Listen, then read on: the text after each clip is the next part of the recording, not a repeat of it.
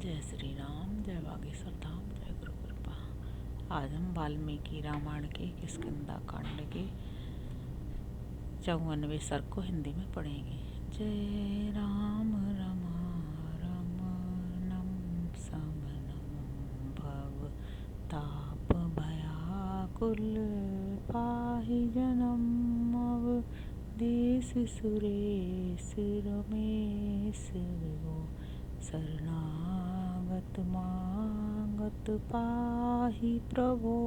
जय राम रमणम समनम। जय श्री राम। 54वां सर्ग हिंदी में।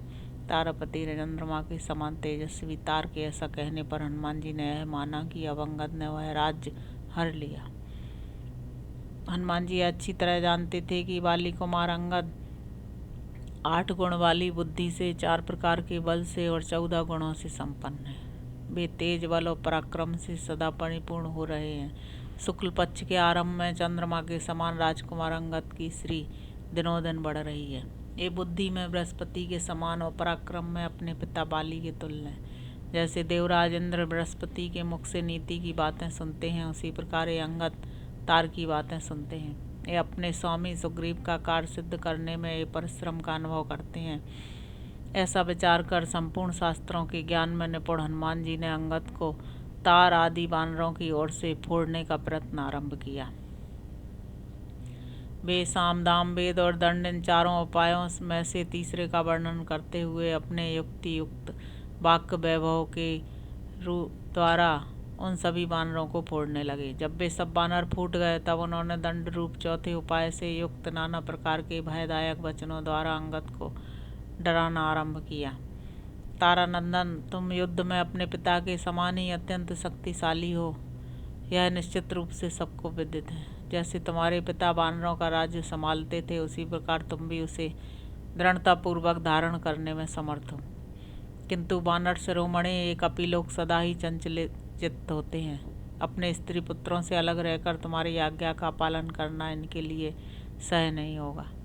मैं तुम्हारे सामने कहता हूँ, ये कोई भी वानर सुग्रीव से विरोध करके तुम्हारे प्रति अनुरक्त नहीं हो सकते।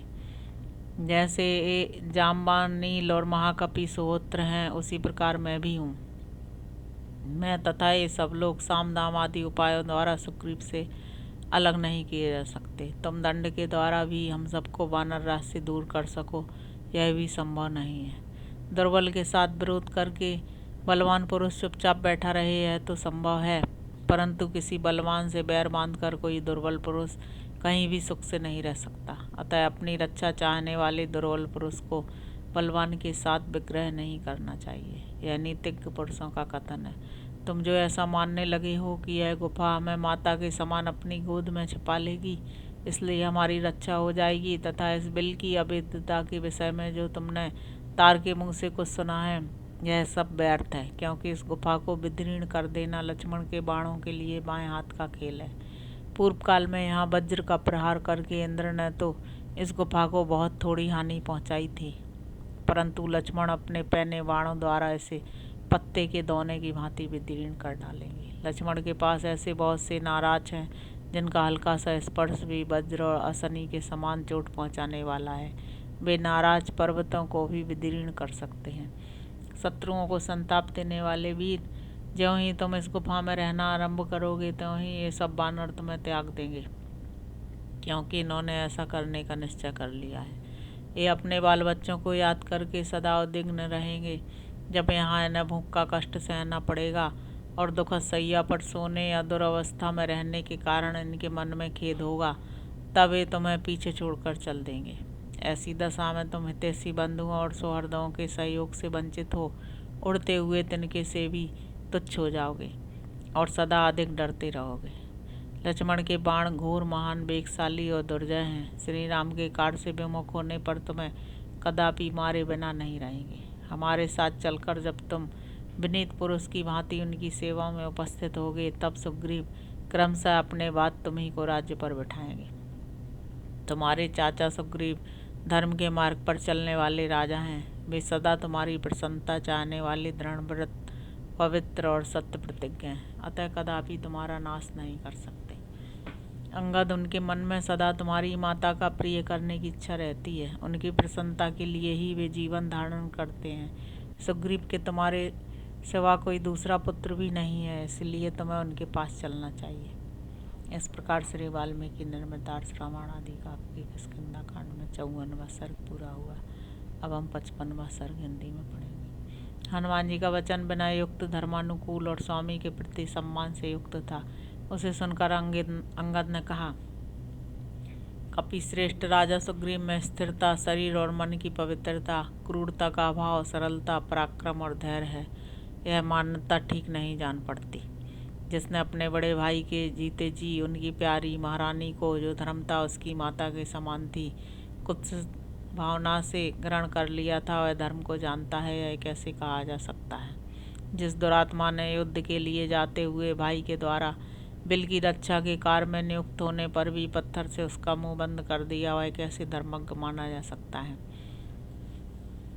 जिन्होंने सत्य को साक्षी देकर उसका हाथ पकड़ा और पहले ही उसका कार्य सिद्ध कर दिया, उन यशस्वी भगवान श्री राम को ही जब उसने भुला दिया, तब दूसरे किसके उपकार को है याद रख सकता है। जिसने अधर्म के भय से डरकर नहीं, लक्ष्मण के ही भय से भी तो हम लोगों को सीता की खोज के लिए भेजा है, उसमें धर्म की संभावना कैसे हो सकती है।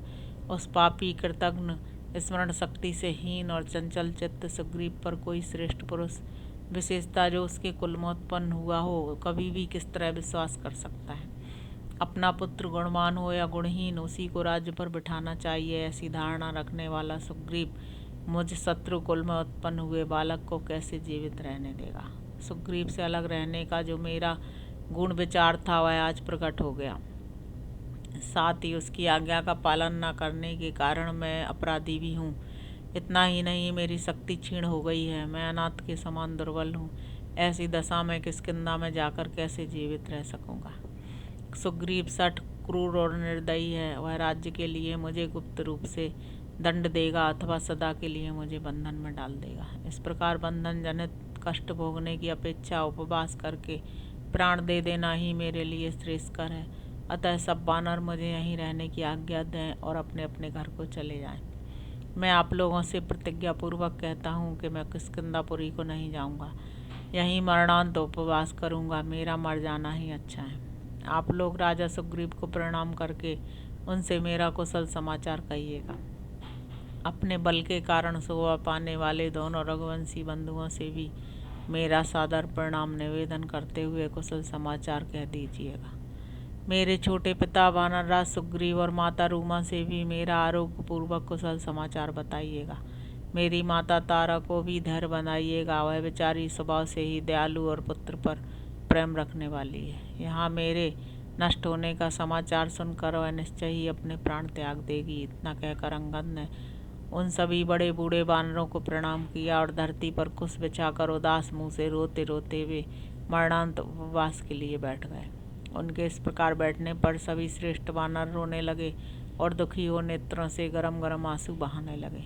सुग्रीव की निंदा और बाली की प्रशंसा करते हुए उन सब ने अंगद को सब ओर से घेर कर आमरण उपवास करने का निश्चय किया। बाली कुमार के वचनों पर विचार करके उन वानर शिरोमणियों ने मरना ही उचित समझा और मृत्यु की इच्छा से आचमन करके समुद्र के उत्तर तट पर दक्षिणाग्र कुश बिछाकर वे सबके सब पूर्वाभिमुख हो बैठ गए। श्री राम के वनवास, राजा दशरथ की मृत्यु, जन स्थानवासी राक्षसों के संहार, विदेह कुमारी सीता के अपहरण, जटायु के मरण, बाली के वध और श्री राम के क्रोध की चर्चा करते हुए उन वानरों पर एक दूसरा ही भय आ पहुंचा। महान पर्वत शिखरों के समान शरीर वाले वहां बैठे हुए बहुसंख्यक वानर भय के मारे जोर जोर से शब्द करने लगे, जिससे उस पर्वत की कंदराओं का भीतरी भाग प्रतिध्वनित हो उठा और गरजते हुए मेघों से युक्त आकाश के समान प्रतीत होने लगा। इस प्रकार श्री वाल्मीकि निर्मितार्थ रामायण आदि काव्य किष्किंधा कांड में 55वां सर्ग पूरा हुआ। जय श्री राम, जय बागेश्वर धाम।